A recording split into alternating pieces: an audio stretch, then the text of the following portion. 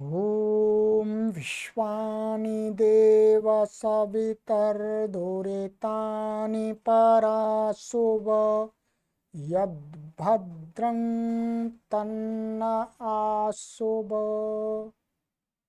ॐ शांति शांति शांति।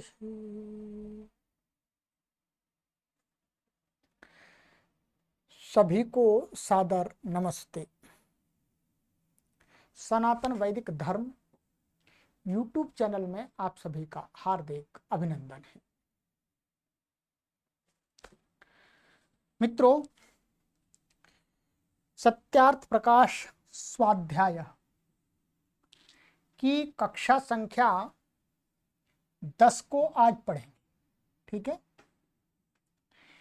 अभी तक हमने आपको वो 11 को पढ़ेंगे, 10 कक्षाएं पढ़ा दी हैं। आज की कक्षा 11 नंबर की है, क्षमा कीजिएगा। चलिएगा, आप अपनी पुस्तक को ओपन कर लीजिएगा, फिर आरंभ करते हैं।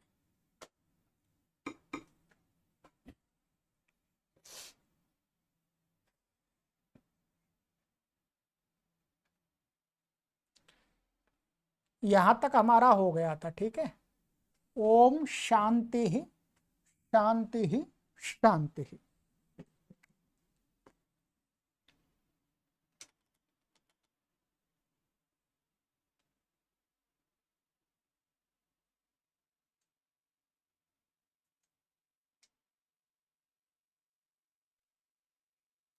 चलिएगा, अब इससे आगे ये हमारे नाम हो गए थे 19 नामों की चर्चा हो गई। आज हमारी कक्षा में हम पढ़ेंगे 20वां नाम। ठीक है, 20वां नाम है सूर्य। ठीक है, इसके लिए ये वेद के मंत्र का प्रमाण दे रहे हैं कि सूर्य आत्मा जगतस्तस्थुश्च। ये यजुर्वेद का मंत्र है। ठीक है जी, यजुर्वेद में ये मंत्र आया है। और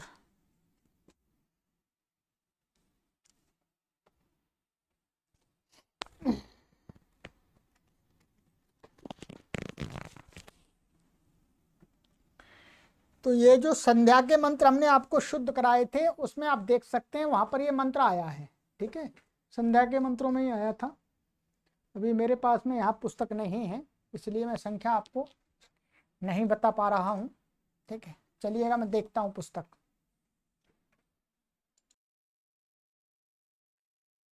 ये यजुर्वेद के ये हमारा है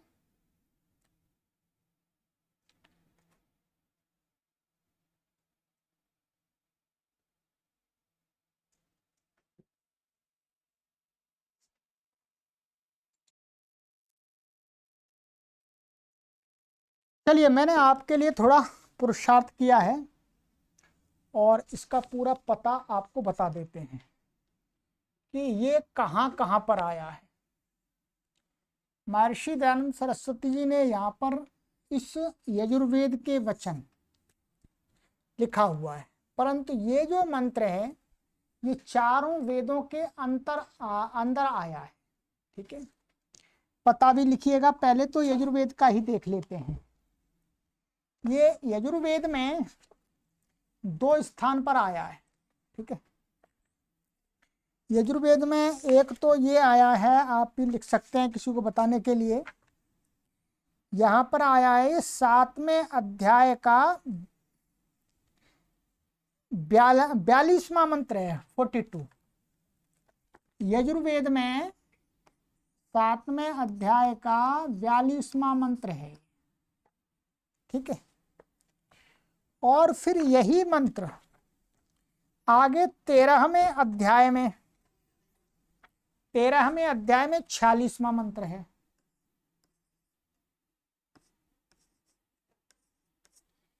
दो जगह ये यजुर्वेद में आया है। पूरा मंत्र मैं आपको बता देता हूं। ये इस प्रकार से है। चित्रम देवानामुदगादनीकम चक्षुरमित्रस्य वरुणस्याग्नेः आपरा द्यावा पृथ्वी अंतरिक्षं सूर्य आत्मा जगतस्तस्थुषश्च। ये संध्या में भी आया है। ठीक है, यजुर्वेद में 2 बार आ गया और एक जगह पर ये सामवेद में आया है। ध्यान देंगे कहाँ, एक जगह सामवेद में आया है। सामवेद की मंत्रों की संख्या क्रम से देखते हैं, 2 प्रकार से चलता है। तो ये मंत्रों की संख्या में 629वां मंत्र है। पूर्वार्चिक और उत्तरार्चिक चलता है। तो पूर्वार्चिक जो मंत्रों की संख्या है उसमें 629वां मान 629। ठीक है, सामवेद। और यही मंत्र ऋग्वेद में, ध्यान देंगे ये ऋग्वेद है। ऋग्वेद के प्रथम मंडल के और 115वें सूक्त का प्रथम मंत्र है। ऋग्वेद में मंडल सूक्त आदि की व्यवस्था है। तो प्रथम मंडल के 115वें सूक्त का प्रथम मंत्र है। ठीक है, ऋग्वेद में। और यही मंत्र अथर्ववेद में भी आया है, बिल्कुल ऐसा कैसा ही। अथर्ववेद में जो आया है वो आया है हमारा, इसमें जो प्रक्रिया है इसमें चलता है हमारा कांड चलता है। ठीक है, ये जैसे इसका हमारा ये कांड इसका है 13वां कांड का है।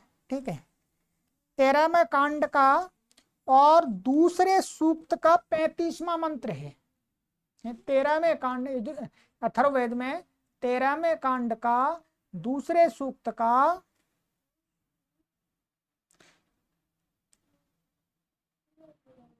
35वां मंत्र है। ठीक है, तो कुल मिलाकर के ये बहुत अच्छा तगड़ा प्रमाण दिया है। ठीक है, कि यहां पर परमात्मा को सूर्य भी कहा है और आत्मा भी कहा है, 2 नाम इससे ले लेंगे।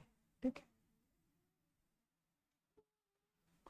तो अब आइएगा तो नंबर 20, इस यजुर्वेद के वचन से जो जगत नाम प्राणी चेतन और जंगम अर्थात जो चलते फिरते हैं, तस्थुषः अप्राणी अर्थात स्थावर जड़ अर्थात पृथ्वी आदि हैं, उन सबके आत्मा होने और स्वप्रकाश रूप सबके प्रकाश करने से परमेश्वर का नाम सूर्य है। ठीक है, आप समझिएगा, इसी यजुर्वेद के वचन कह सकते हैं चारों वेदों के इस वचन से। अब आप ये मत कहिएगा कि चारों वेदों में ये मंत्र आ गया, क्या मतलब, नहीं। वहां पर प्रकरण के अनुसार इसका पूरे मंत्र का जो भाव होगा वो अलग अलग होगा, एक भाव नहीं होगा। ठीक है, तो वो व्याकरण दर्शन आदि की बात हो गई। तो इस प्रमाण से क्या है, यहां पर कहते हैं ये जगतः और तस्थुषा 2 शब्द हैं। जगत कहते हैं जो चेतन प्राणी जगत है, माने जंगम, जंगम का अर्थ होता है जो गति करने वाला, माने स्वयं गति करने वाला कह सकते हैं। ठीक है, गति तो ये भी कर रही है, पृथ्वी भी कर रही है, परंतु स्वयं नहीं कर रही। हम मनुष्य हैं, जो इसके अंदर आत्मा है वो स्वयं गति करती है शरीर में, माने स्वयं गतिशील है। तो कहते हैं प्राणी अर्थात चेतन और जंगम अर्थात चलते फिरते हैं, जो इनको सजीव कह सकते हैं। और तस्थुषः अप्राणी अर्थात स्थावर माने जड़, जो वहीं पर स्थित हैं, वो कुछ हिल डुल नहीं सकते। ठीक है, पृथ्वी आदि, अब ये मत कहिएगा पृथ्वी तो पूरी लगातार तेजी से घूम रही है, वो किसी अन्य शक्ति से घूम रही है। जो आत्मा है वो आत्मा अपनी स्वयं की शक्ति से शरीर के साथ में इधर उधर भ्रमण करती है, इसलिए यहाँ पर चेतन लिया, ध्यान रहे। नहीं तो बहुत सारे लोग ऐसा तर्क लगा सकते हैं जी कि भाई ये पृथ्वी तो गतिमान है, इसमें भी तो गति हो रही है, ये भी तो चल रही है। नहीं, इस प्रकार का चलना नहीं लिया यहाँ पर। स्वयं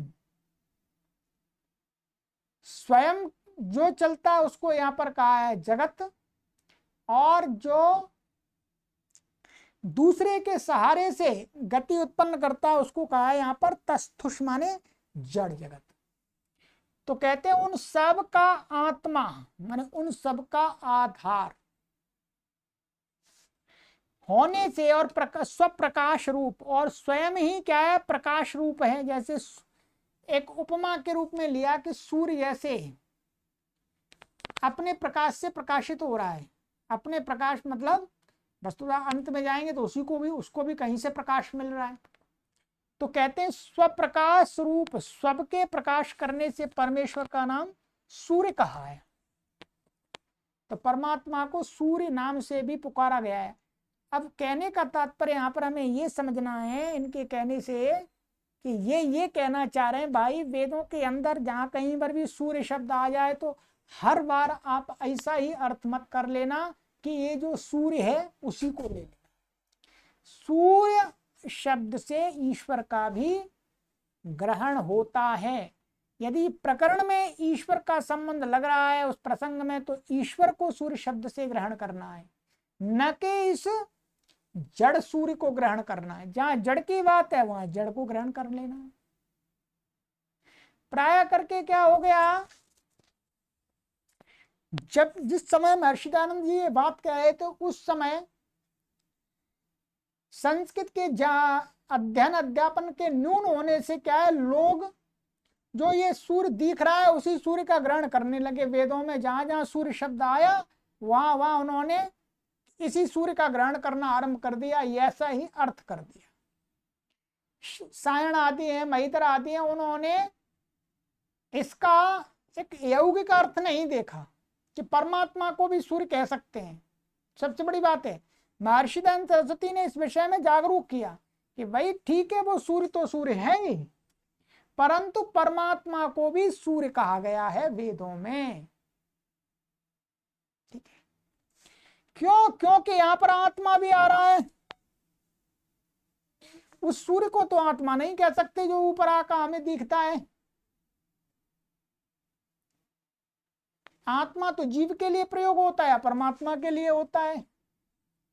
तो इसलिए कहते हैं उस परमात्मा को सूर्य भी कहते हैं क्योंकि वो सबका आत्मा है, माने सबका आधार है और सब स्वयं प्रकाश रूप है, अपने ज्ञान से स्वयं ही प्रकाशित होता है। ये इसमें बहुत अच्छा हेतु दिया मित्रों। ठीक है, अब कहते हैं आगे 21वां 22वां।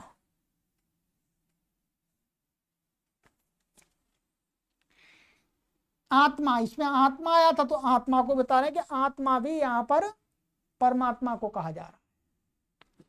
कहते हैं अत सातत्य गमने, ये धातु है, धातु पाठ के अंदर निरंतर गति करने के अर्थ में अत धातु है। इस धातु से आत्मा शब्द सिद्ध होता है। ठीक है, कहते हैं यो तत्ति व्याप्नोति स आत्मा। यो अतति, अतति का अर्थ क्या है, व्याप्नोति, जो निरंतर व्याप्त है, सबको पहुंचा हुआ है, इसलिए उसको आत्मा कहते हैं। जो सब जीवादि जगत में निरंतर व्यापक हो रहा है, इसलिए परमात्मा को भी क्या कहा गया है, बोलो, आत्मा। इस जीवात्मा को भी कहते हैं आत्मा। ठीक है, ऐसी बात नहीं, आत्मा उसको भी बोलते हैं, परंतु यहां पर सूर्य और आत्मा दोनों शब्द जो लिए गए एक के लिए, तो इसलिए परमात्मा का ही बोध कराने वाला है आत्मा भी। परश्चासावात्मा च या आत्मभ्यो जीवेभ्यः सूक्ष्मेभ्यः परोति सूक्ष्मः स परमात्मा। कहते हैं परश्चासा, माने ये हिंदी में तो आप, ये संस्कृत में है, माने परश्चासौ आत्मा च या आत्मेभ्यो जीवेभ्यो सूक्ष्मेभ्यः परा अति सूक्ष्म स परमात्मा। कि जो जीव, माने जीव तो सूक्ष्म है ही, जो परमात्मा उससे भी सूक्ष्म है। सूक्ष्म, सूक्ष्म का अर्थ हो गया इन इंद्रियों से, माने अदृश्य, इन इंद्रियों से नहीं देखा जा सकता। आत्मा भी इन इंद्रियों से नहीं देखा जा सकता। आत्मा भी क्या है? अदृश्य है। परंतु कहते हैं उस अदृश्य आत्मा, जो जीवात्माएं हैं, उनसे भी सूक्ष्म हैं। वो आत्माओं को भी व्याप्त किए हुए है, आत्मा के अंदर भी प्रविष्ट है, इतना सूक्ष्म है। ठीक है। जैसे अग्नि के, जो लोहे के गोले में अग्नि अंदर प्रवेश कर जाती है क्योंकि अग्नि सूक्ष्म है, वैसे ही कहते हैं परश्चासौ आत्मा च परमात्मा, माने वही आत्माएं और वही पर है। पर से यहां पर ले रहे हैं कि सूक्ष्म से भी सूक्ष्म, सूक्ष्म लिया यहां पर जीवात्मा, जीवात्मा से भी जो सूक्ष्म है उसको परमात्मा कहा है। तो परमात्मा नाम भी उसी का है। जो सब जीव आदि से उत्कृष्ट और जीव प्रकृति तथा आकाश से भी अति सूक्ष्म और सब जीवों का अंतर्यामी आत्मा है, इससे ईश्वर का नाम परमात्मा है। परमात्मा भी नाम आ गया। दो नाम ले लिए इन्होंने, एक 21 और 22, दो नाम हो गए। परमात्मा को क्यों कहा? क्योंकि वो जीवों से भी, माने सब जीव आदि से उत्कृष्ट भी है, और जीव प्रकृति और आकाश, इनको प्रकृति, प्रकृति का अर्थ हो गया सत्व रजस तमस, जो लास्ट स्टेज है इस भौतिक जगत की। तो वो भी सूक्ष्म है, वो भी इन आंखों से देखने योग्य नहीं है। तो उन सब से भी सूक्ष्म है क्योंकि वो उसमें व्याप्त है। ठीक है। सब जीवों का अंतर्यामी, सब जीवों के अंदर है, इसलिए उस ईश्वर का नाम परमात्मा भी है। तो इसलिए परमात्मा को माने परम, परम का अर्थ लिया है ना सूक्ष्म, पर का माने सूक्ष्म। और आगे कहते हैं 23वां नाम जी, सामर्थ्य वाले का नाम ईश्वर है। एक ईश्वर नाम आ गया। जो सामर्थ्यवान व्यक्ति होता है उसको ईश्वर बोलते हैं। तो कहते हैं परमात्मा भी सामर्थ्यवान है, सामर्थ्य पूरा। यह ईश्वरेषु समर्थेषु परमश्रेष्ठा स परमेश्वरः। जो ईश्वरों अर्थात समर्थों में समर्थ, जिसके तुल्य कोई भी न हो, उसका नाम परमेश्वर है। तो कहते हैं ईश्वर को ईश्वर बोलते हैं, ठीक है, परंतु ईश्वर को परमेश्वर भी बोलते हैं, क्योंकि ईश्वर का अर्थ है समर्थ। और समर्थों में भी समर्थ, माने समर्थ, जो लोग हम संसार में जिनको समर्थ जानते हैं, उन समर्थों में भी जो और सबसे अधिक समर्थ, उनसे भी श्रेष्ठ, बलशाली, तो वो कौन है? परमात्मा है, सर्वश्रेष्ठ, सर्व बलशाली। तो इसलिए परमात्मा को क्या कहा गया? इन्होंने कहा परमेश्वर, वो सबसे परम श्रेष्ठ, परम ईश्वर। तो अब वो कहा जो ईश्वर अर्थात समर्थों में समर्थ, जिसके तुल्य कोई भी न हो, उसका नाम भी परमेश्वर है। तो परमेश्वर का ये बता दिया, परमेश्वर का ये बता दिया इन्होंने अर्थ कि उससे अधिक सामर्थ्य वाला संसार में कोई भी नहीं है। ये पूरे इस नाम का सार रूप में अर्थ आ गया। सबसे अधिक सामर्थ्यवान जो है उसी को परमेश्वर कहते हैं। अब कहते हैं आगे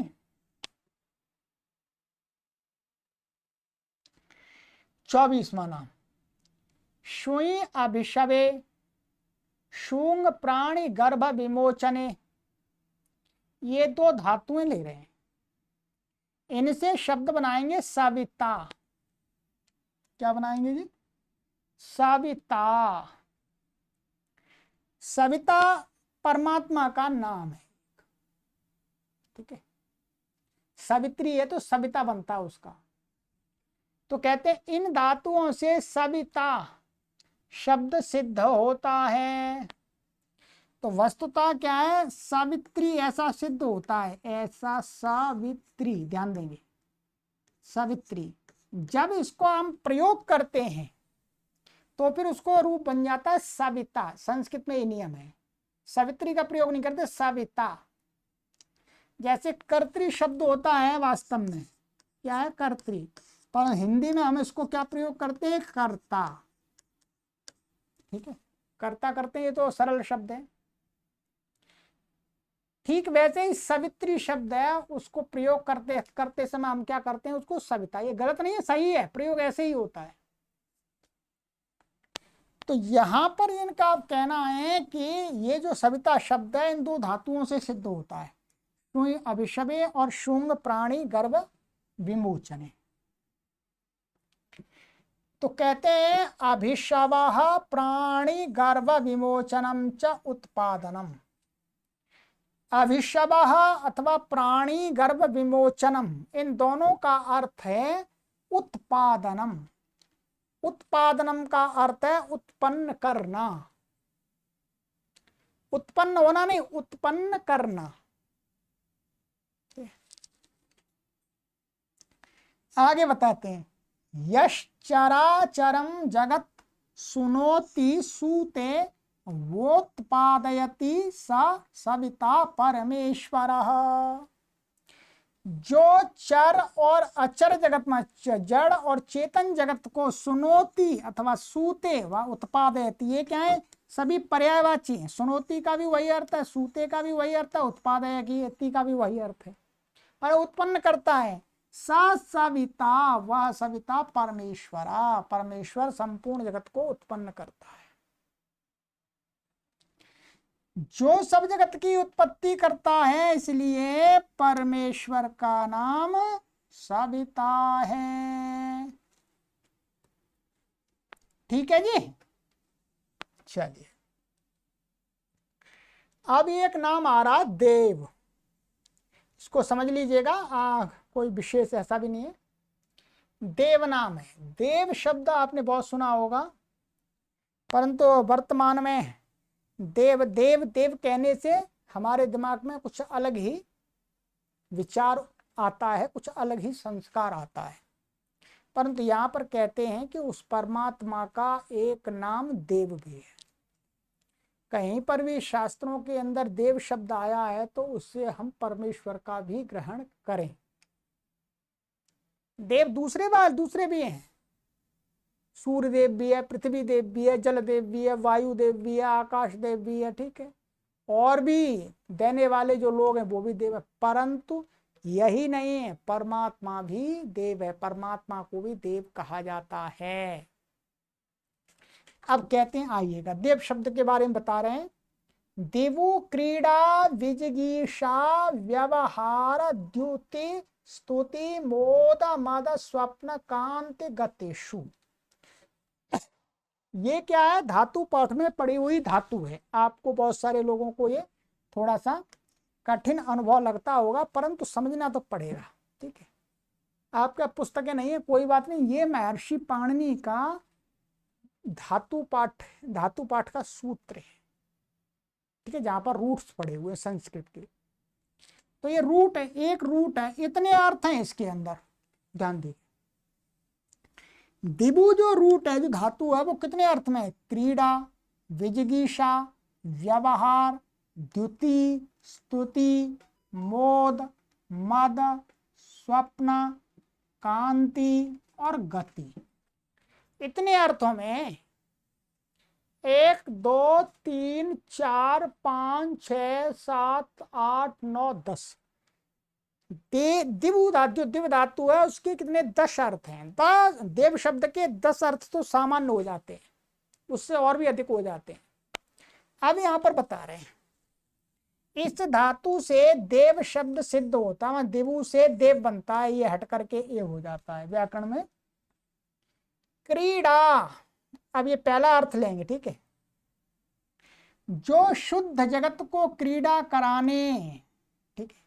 विजिगीषा, धार्मिकों को जिताने की इच्छा युक्त व्यवहार, सब चेष्टा के साधनोपसाधनों का दाता, द्युति स्वयं प्रकाश रूप, सबका प्रकाशक, स्तुति प्रशंसा के योग्य, मोद आप आनंद स्वरूप और दूसरों को आनंद देने हारा, मद मदोन्मत्तों को ताड़ने हारा, स्वप्न सबके शयनार्थ रात्रि और प्रलय का करने हारा, कांति कामना के योग्य और गति ज्ञान स्वरूप है, इसलिए उस परमेश्वर का नाम देव है। ठीक है जी। ये जो इसके अंदर अर्थ धातु के हैं और इस धातु के अर्थ वाली इन अर्थों में जो धातु है उससे देव शब्द बनता है, तो वो सारे अर्थ परमात्मा के अंदर परमात्मा के साथ भी घटित होते हैं। ध्यान से, ठीक है।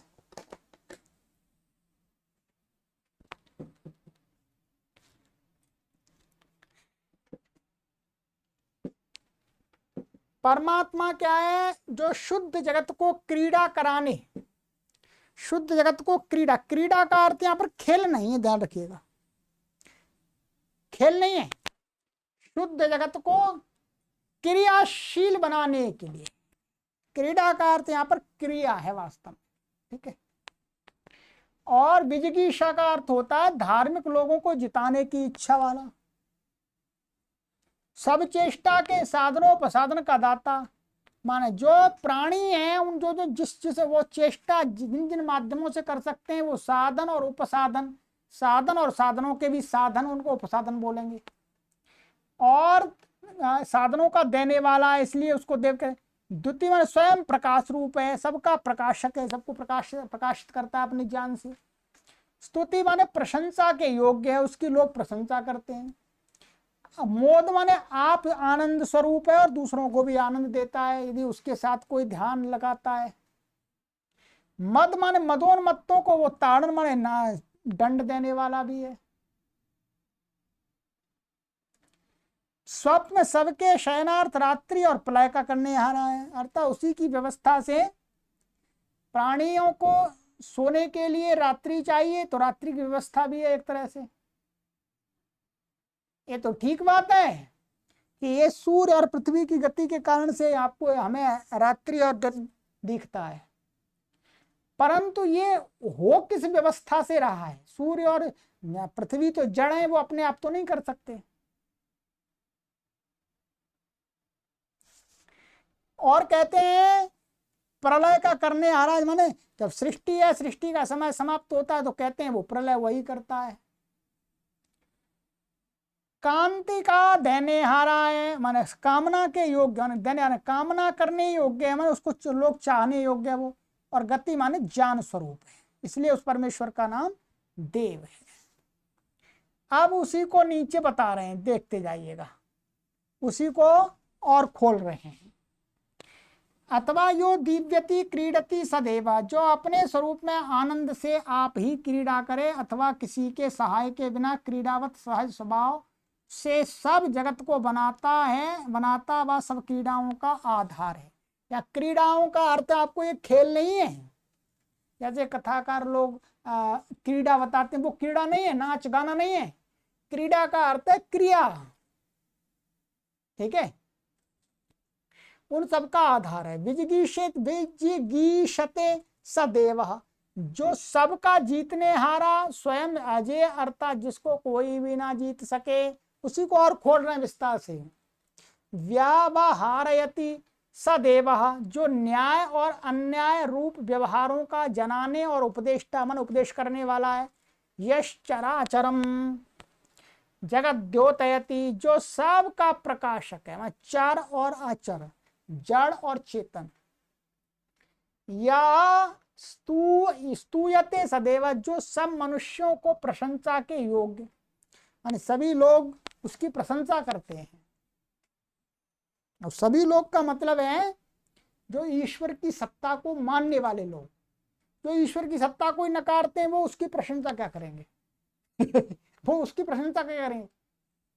और निंदा के योग्य ना, उसकी निंदा नहीं करनी चाहिए, ऐसा बताते हैं लोग, जो ऋषि लोग हैं, श्रेष्ठ लोग हैं। यो मोदयति सम मोदा देवा, जो स्वयं आनंद स्वरूप और दूसरों को आनंद कराता है, जिसको दुख का लेश भी न हो, वो देव इसलिए कहलाता है। यो माद्यति सदैवा, जो सदा हर्षित शोक रहित और दूसरों को हर्षित कराने और दुख से पृथक रखने वाला है। या स्वापयति सदैव, जो प्रलय समय अव्यक्त में सब जीवों को सुलाता है। अव्यक्त समझ लीजिएगा, अव्यक्त में, अव्यक्त का अर्थ है जो अभी हमें ये सब दिखते हैं, पृथ्वी जल और ये वायु आदि, ये सब क्या है, अपने कारण में लीन हो जाते हैं। प्रलय समय में ये जो हमें भूत दिख रहे हैं, ये भूत अपने कारण में लीन हो जाते हैं, सत्व रजस तमस में। सत्व रजस तमस में उसी अवस्था में फिर आत्माएं भी उन्हीं में रहती है, सत्व रजस तमस में। ये कह रहे हैं कि जो प्रलय समय अव्यक्त में सब जीवों को सुलाता है, तो सुलाता है परमात्मा, क्योंकि उस समय तो कुछ जीव कर ही नहीं सकता, प्रलय के समय में कुछ होता ही नहीं है, और जीव को कुछ करने के लिए क्या चाहिए, शरीर, तब शरीर होता ही नहीं है। प्रलय माने सभी जो भूत है वो अपने कारण में लय हो जाते हैं। या कामयते काम्यते वासुदेव, जिसके सब सत्य काम और जिसकी प्राप्ति की कामना सब शिष्ट लोग करते हैं, इसलिए उसको देव कहा जाता है। यो गच्छति गम्यते वासुदेव, जो सब में व्याप्त और जानने के योग्य है, इससे उस परमेश्वर का नाम देव है। ये संस्कृत का शब्द है देव, इसलिए संस्कृत का वाक्य से ही उसका अर्थ खोल रहे हैं। आपके लिए हिंदी में लिखा हुआ है, हिंदी में सरल लिखा, वो समझा दिया, ठीक है। तो परमात्मा को देव इतने कारणों से कहते हैं, परमात्मा के अंदर देव के ये अर्थ छुपे हुए, जो महर्षि पाणिनि ने अपनी अष्टाध्यायी वो धातु पाठ में बताए। ठीक है जी। तो आज की कक्षा में इतना ही करते हैं। हमारे 6 नाम हो गए आज, 20, 21, 22, 23 और 24 और 25 नाम हो गए। ये बड़ा था इसलिए, ठीक है, आगे छोटे छोटे आ जाएंगे। 25 हो गए, 1/4 हो गए, माने 1/4 हो गए, 75 और रह गए। अब छोटे छोटे नाम हैं, ठीक है। अब अधिक 10, 15 नाम एक एक कक्षा में पूर्ण कर देंगे, ठीक। चलिए, जितना भी आपको समझ में आ रहा है उतना से संतुष्ट रखिएगा और बार बार इसको पढ़िएगा, तब पूरा समझ में आ जाएगा, ठीक है। और आगे बढ़ते रहिएगा, ऐसा नहीं है यहीं अटक जाए आप एक जगह ही। यदि कहीं समझ में नहीं आ रहा, मैं समझा रहा हूँ फिर भी नहीं आ रहा, क्योंकि इसमें कुछ संस्कृत के संबंधी बातें आ जाती हैं, तो संस्कृत जिन्होंने नहीं पढ़ी है तो उनको थोड़ा कठिन होता है। कोई बात नहीं, बढ़ते जाइएगा, आगे आगे बहुत लाभ होगा। चलिए, सर्वेभ्यो नमः।